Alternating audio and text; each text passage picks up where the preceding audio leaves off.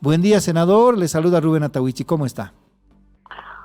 ¿Cómo estás, mi estimado Rubén? Un gran saludo cordial a tu programa a través de La Razón Radio. Bueno, Rubén, lo que pasa es que estamos viviendo un momento altamente político, un momento altamente inclusive electoral, porque se ha electoralizado muy tempranamente nuestro país, porque las diferentes fracciones y facciones al interior, no solo del movimiento al socialismo, también de otras bancadas de oposición, bueno, pues ya están agitando banderas que hacen a la antesala para lo que va a significar los congresos, las primarias y las elecciones propiamente el año 2025, muy adelantado por cierto, así que develan nomás este tipo de intereses porque ahí también se han estado sumando algunas voces de algunas dirigencias autoproclamadas como la CSUCB, esa fracción que han estado también respaldando, digamos, estas presiones, estas medidas de huelga de hambre de algunos diputados en la Cámara de Diputados. En ese sentido, ese es el momento que vivimos realmente. Hay mucha polarización interna en el movimiento al socialismo, también en las demás bancadas. Por otra parte, nosotros consideramos de que en la metodología de trabajo, que para nosotros son las mesas técnicas, las mesas de concertación donde se han logrado algunos avances, algunos acuerdos en primera instancia en senadores, debería haberse incorporado también en diputados. Yo había planteado de que para no tener precisamente este problema, deberíamos haber encarado de manera conjunta, es decir, senadores y diputados, tanto sus bancadas de oficialismo y oposición, puedan reunirse y de esa manera sacar un proyecto de ley consensuado, acordado, ajustado, redactado a través de nuevos contenidos en el marco del cumplimiento del fallo constitucional, en el marco del cumplimiento de la Constitución Política del Estado y las leyes orgánicas que hacen al órgano judicial y al Tribunal Constitucional. De esa forma hubiésemos evitado esta pérdida de tiempo, estas presiones, estas huelgas que, por cierto, nosotros saludamos que hayan ingresado a un cuarto intermedio y eso puede facilitar de aquí en adelante. Entonces, ese es el problema, porque Claro. de manera unilateral, Rubén, cierro la idea, de manera unilateral está bien, nosotros hemos avanzado, pero quién sabe si hubiésemos incorporado esas mesas técnicas, la mesa de redacción de este proyecto de ley, el 144, para 2022-2023, que tiene una nueva redacción, y yo creo que hubiésemos estado en buen camino, quién sabe, ya hubiésemos tenido hasta sancionado el proyecto de ley, ¿no? Bueno, esa es la primera impresión que yo tengo con relación a lo que está pasando ahora con este proyecto de ley.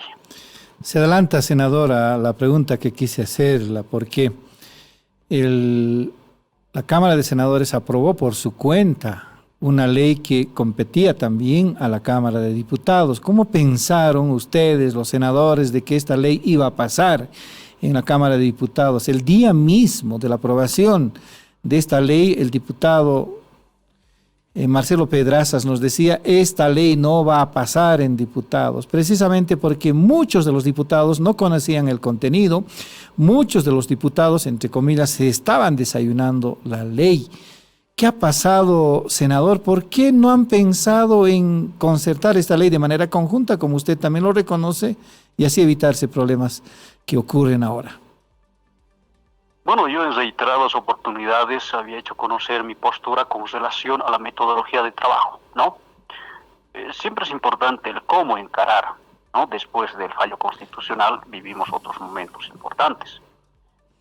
Podemos tener diferentes visiones, diferentes criterios, podemos tener posiciones con relación a los requisitos, a las condiciones del proyecto de ley, pero la gran pregunta y el éxito de un proceso de concertación, de diálogo, siempre es el cómo.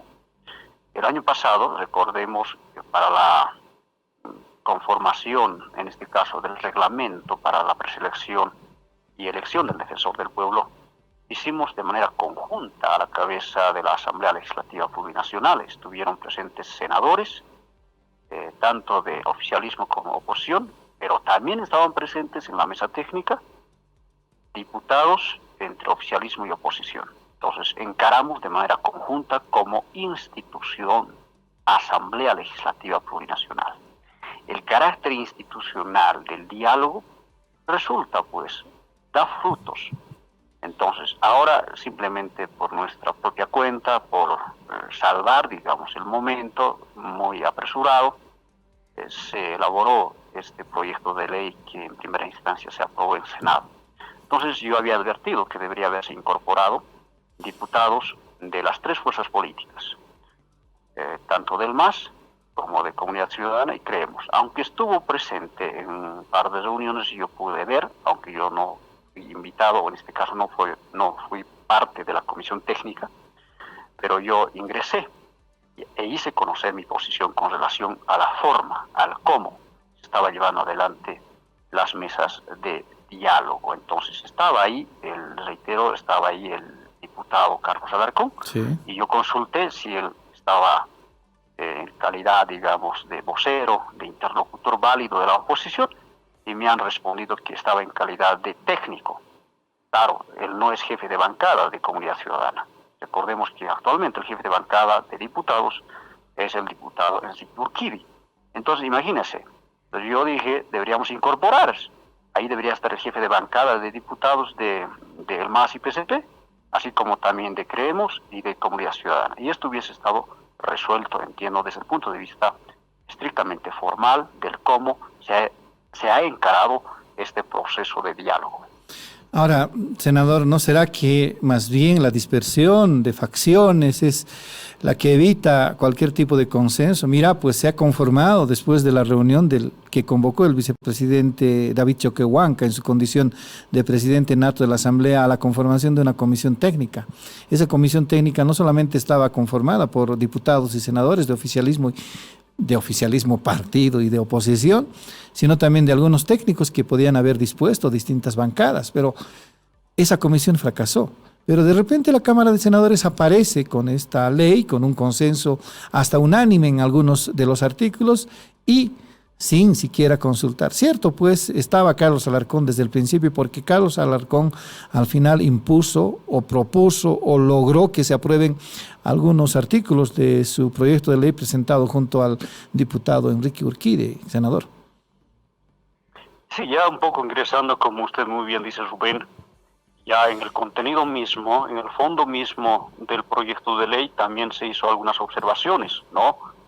No sé si ha existido demasiadas concesiones o imposiciones, pero lo cierto es que nosotros advertimos en su momento que el proceso de preselección a cargo de la Asamblea Legislativa Plurinacional y encomendada a 2 comisiones mixtas de la Asamblea debería llevar adelante en base a una convocatoria pública, abierta y absolutamente meritocrática. En los últimos años lo que se está exigiendo en el país es meritocracia, que tengamos a los mejores perfiles, a las mejores mujeres, hombres comprometidos con la administración de justicia, comprometidos con la transformación de la justicia, comprometidos de impartir la justicia que reclama el pueblo boliviano y los justiciables. ¿Y eso cómo se logra? Precisamente con la meritocracia.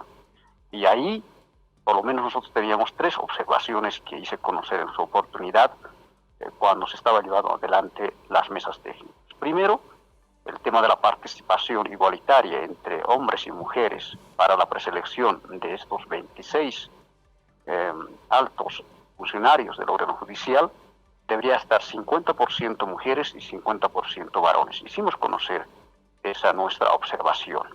En segundo lugar, también hicimos conocer que en un proceso de preselección de carácter meritocrático debe existir pues la evaluación escrita. Y no existe, ¿no? Y en tercer lugar, también hicimos conocer la observación de que cómo es posible que no exista la entrevista. La entrevista es una oportunidad para poder conocer, para poder interactuar, aún así 5 minutos, con el postulante o con la postulante y determinar cuáles son sus aptitudes, habilidades, capacidades. Ahí uno puede ver si efectivamente está preparado o no, si bien no se puede resolver todo, identificar lo que es el perfil profesional, pero uno ya puede detectar.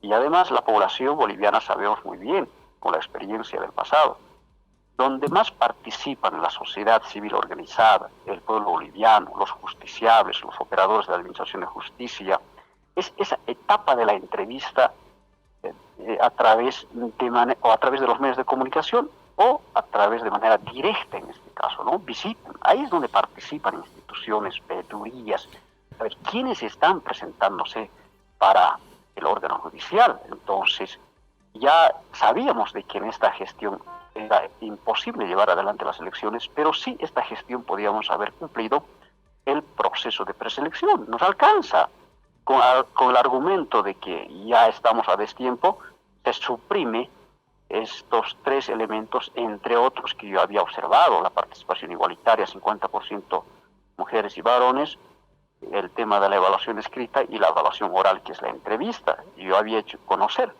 y por eso también no ha tenido el apoyo unánime en todos los artículos. Yo prácticamente hice conocer, pero bueno, nos quedamos disminuidos a la hora de la votación, pero ahora seguramente estos temas y contenidos van a tener que ser debatidos, seguramente incorporados, ajustados, pero eso nosotros dejamos ya al criterio de la Cámara de Diputados, que seguramente iniciará su tratamiento en las instancias que corresponden, en primer lugar en las comisiones y finalmente en la plenaria. Ahora tenemos la hipótesis de que esta degeneración de bloques, de facciones internas en las tres fuerzas políticas, especialmente en el movimiento al socialismo, ¿no serán el factor de desacuerdos en la aprobación de la ley de elecciones judiciales, senador, tomando en cuenta que, mira, pues todo el año nos estamos pasando, creo, discutiendo, tanto medios de comunicación, el tema, y los legisladores sobre si aprueban o no una ley? Sí, si bien es casi toda una gestión, todo un año, pero estamos, yo diría, un mes y 15 días exactamente. No olvides, Rubén, de que el 31 de agosto recién se emite el fallo constitucional, declarando inconstitucional el reglamento, así como la ley 1513. Entonces, a partir del 1, el 2 de agosto, hemos tenido que nuevamente reiniciar de cero.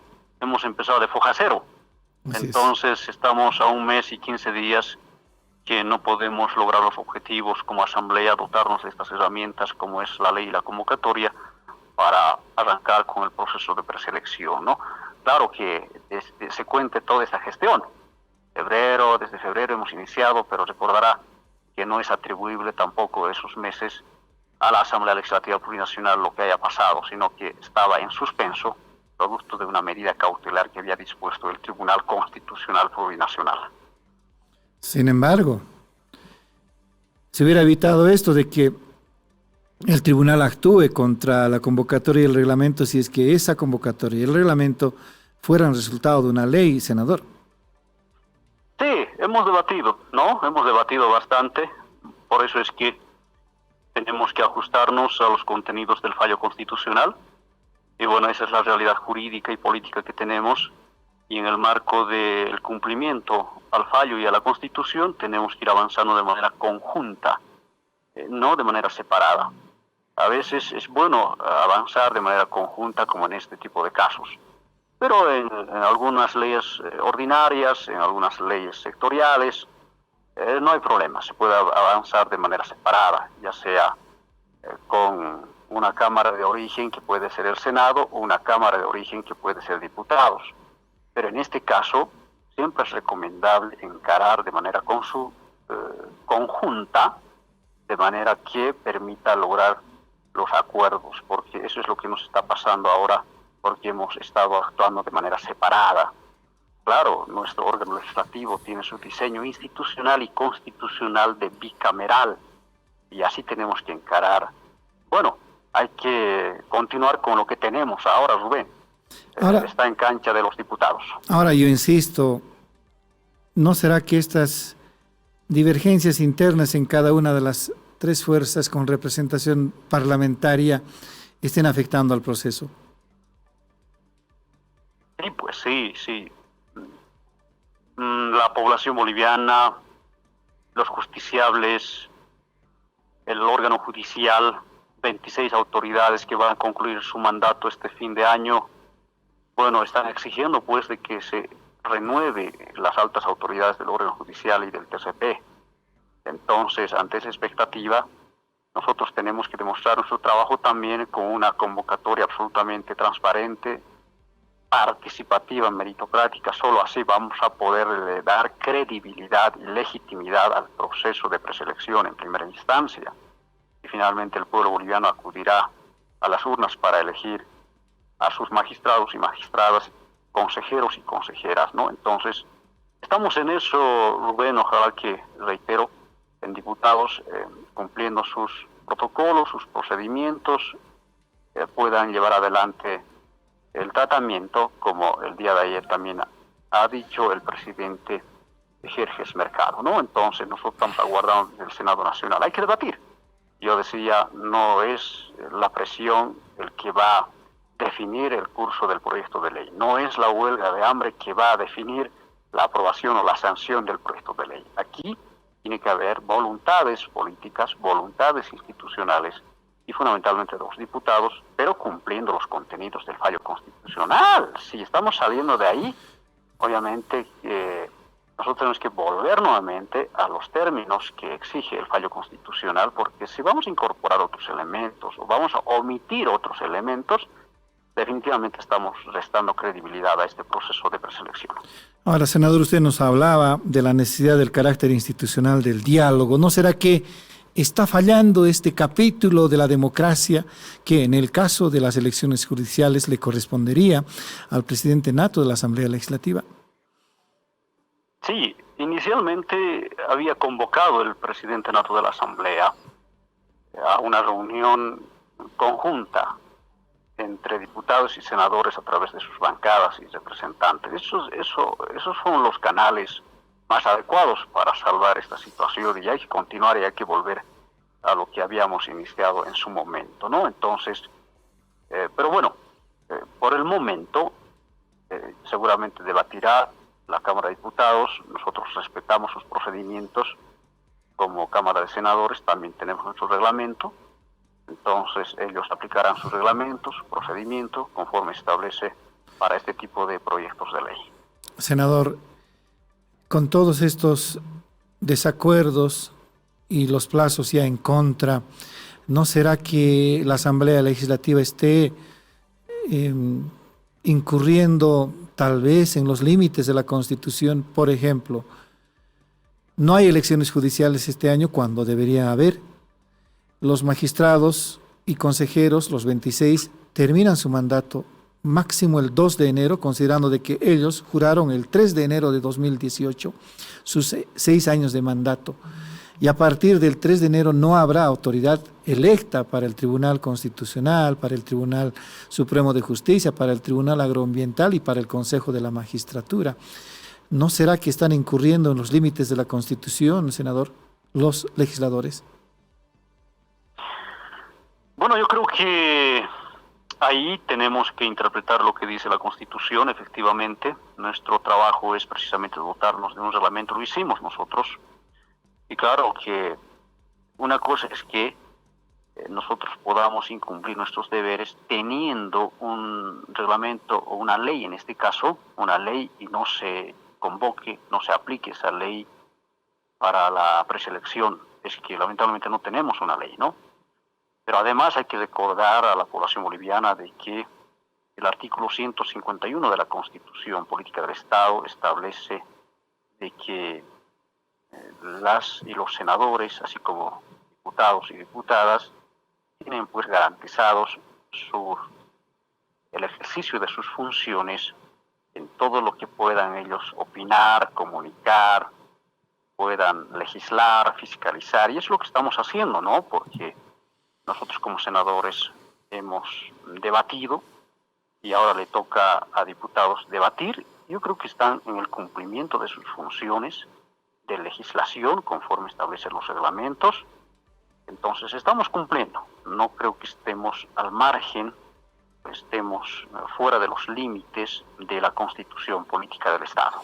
¿Se imagina, senador, que considerando que el presidente Luis Arce tomó juramento del mandato del país el 8 de noviembre de 2020, que el 2025, el 9 de noviembre, el país no tenga presidente electo?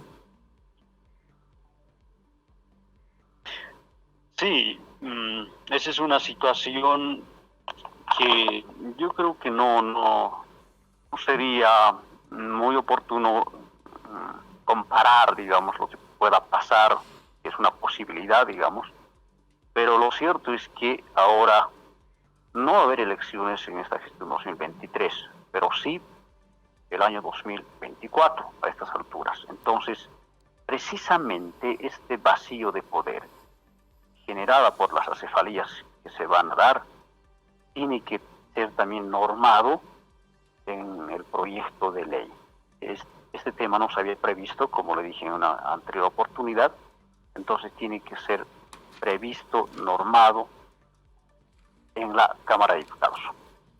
Claro, porque el 3 de enero no habrá 23 magistrados ni 3 consejeros electos. Por tanto, se genera un vacío de poder, una vacancia que, en mi criterio, no se salva con la declaratoria de la suspensión de plazos procesales, como plantea el proyecto de ley, senador. Sí, mira, hay que ser responsables en el país. Si bien van a estar funcionando la estructura judicial a través de los tribunales departamentales, los tribunales de sentencia, los juzgados de sentencia, los juzgados públicos, los juzgados de instrucción, pero es siempre importante que existan magistrados y magistradas, consejeros y consejeras que puedan llevar adelante el proceso de transición. Esto es muy importante, para eso hay que incorporar. Se debe normar, se debe incorporar, reitero, previsiones que generen certezas hasta que se tengan las elecciones judiciales, que por cierto se puede realizar en el primer trimestre de la gestión 2024, un poco más antes o un poco después, pero más o menos esa es la idea. A medida que va pasando el tiempo, los días y las semanas, se va extendiendo desde luego la realización de las elecciones judiciales. Mientras eso suceda, tiene que haber pues un proceso de transición responsable a cargo de magistrados y magistradas y consejeros y consejeras que lleven adelante esta tarea. Puede ser eso, una salvedad técnica, pero no jurídica, considerando de que los 6 años de mandato de los magistrados y consejeros terminan el 2 de enero y las autoridades a las que les corresponde salvar esta situación no hacen lo posible porque hubiera autoridad electa a partir del 3 de enero. ¿No creen ustedes de que están incurriendo en alguna responsabilidad constitucional? No, mira, nosotros estamos haciendo los esfuerzos importantes como Asamblea Legislativa, estamos legislando, cumpliendo nuestros procedimientos, y una vez que tengamos la ley vamos a aplicar. Pero sería muy diferente si acaso tenemos la ley, ¿no? Con los plazos establecidos, no apliquemos la ley, no convoquemos, no llevemos adelante los procesos de preselección, menos la elección, ahí sí las autoridades estaríamos incurriendo en un incumplimiento de deberes. Pero lo cierto es que no va a haber autoridad electa de los órganos del Estado, órganos judicial del Estado, el Consejo de la Magistratura a partir del 3 de enero. Ahí hay un vacío que seguramente se va a salvar. Y las autoridades electas en 2017 terminan su mandato precisamente el 2 de enero. Sí, en eso estamos de acuerdo, ¿no? Hasta el 3 de enero están todavía su mandato de las actuales autoridades judiciales.